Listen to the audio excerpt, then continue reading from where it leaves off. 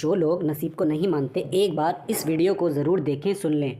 नसीब का खेल। एक दिन खाने पीने के लिए भी मोहताज हो चुके बेटी और दामाद उसके घर पर आए। पंडित ने और उसकी बीवी ने दोनों का खूब आदर सत्कार किया और खूब अच्छा खाना खिलाया। बेटी और दामाद की पंडित से सहायता मांगने की हिम्मत ना हुई, इसलिए वे बिना बोले ही वापस अपने घर को लौटने लगे। लेकिन माँ तो माँ होती है। पंडिताइन से रहा नहीं गया और बिना पंडित की इजाज़त के उसने चोरी छुपे बूंदे के लड्डू बनाकर उसमें सोने के सिक्के रख दिए और बेटी और दामाद को दे दिए, ताकि बेटी और दामाद की कुछ आर्थिक सहायता हो सके। पंडिताइन यह भी जान गई थी कि बेटी और दामाद शर्म के मारे उससे मदद नहीं मांग रहे थे, इसलिए उसने बेटी और दामाद को भी लड्डुओं में छिपे सिक्के के बारे में कुछ नहीं बताया। जाहिर सी बात है कि जब वे लोग घर जाकर लड्डू खाएंगे तो उन्हें उसमें सोने के सिक्के मिल जाएंगे। इस तरह बिना उनके मांगे ही उन तक मदद पहुंच जाएगी। सोचकर पंडिताइन मन ही मन अपनी बेटी की मदद करने के लिए खुश होने लगी। पंडित के दामाद और बेटी उन दोनों का आशीर्वाद लेकर अपने घर की तरफ रवाना हो गए। उन दिनों गाड़ियां तो होती नहीं थी, घोड़ा गाड़ी या बैलगाड़ियां चलती थी। पैसे ना होते और चीज़ों की लेन देन से भी व्यवहार होता था। बेटी और दामाद का गांव पंडित के घरों से कोसों दूर था। फिर भी पैसों की कमी से चलते वह चलकर अपने गांव की तरफ निकल पड़े। थोड़ी थोड़ी दूर ही चले थे कि पंडित की बेटी के पैर में मोच आ गई और अब उसका चलना भी मुश्किल हो गया। पंडित के दामाद ने जब देखा कि उसकी बीवी अब बिल्कुल चलने में सक्षम नहीं है तो उसने एक तांगा अपने घर तक किराए पर ले लिया।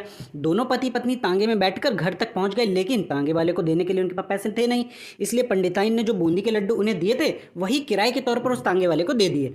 तांगे वाला बूंदी के लड्डू को लेकर वहां से चला गया। तांगे वाला अपने घर की तरफ जा रहा था, तब उसे एक हलवाई की दुकान दिखी। उसने सोचा कि थोड़े से बूंदी के लड्डुओं से मेरे घर के लोगों का पेट थोड़ी भरने वाला है, इससे अच्छा मैं इन बूंदियों के लड्डू को बेचकर उनसे कुछ चावल खरीद लेता हूँ।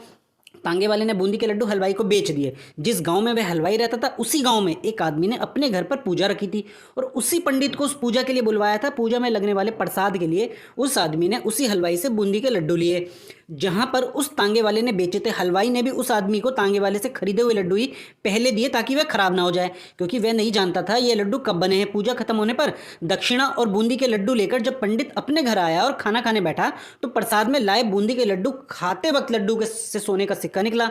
इस घटना को देखकर पंडिताइन की आंखों से आंसू बहने लगे। पंडित ने जब पंडिताइन से उसके रोने का कारण पूछा तो पंडिताइन ने पंडित को सब कुछ बताया और पंडित से उसकी बातों पर भरोसा न करने के लिए माफी मांगी। पंडित ने पंडिताइन के आंसू पोंछे और कहा कि तुम्हारी तरह मैं भी हमारी बेटी से बहुत प्रेम करता हूं और हम अब उसकी मदद करते हैं तो दामाद हमसे हमेशा ऐसे ही मदद की अपेक्षा रखेगा और अपनी बुरी आदतों को कभी भी नहीं छोड़ेगा।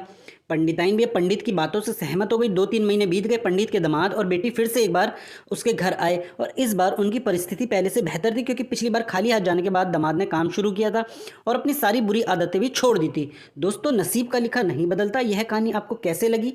क्या आप भी नसीब पर भरोसा रखते हैं या फिर आप उन लोगों में से हैं जो अपना नसीब खुद अपने हाथों से लिखना चाहते हैं? कमेंट करके जरूर बताएं। कहानी अच्छी लगे तो वीडियो को लाइक और चैनल को प्लीज़ सब्सक्राइब करें।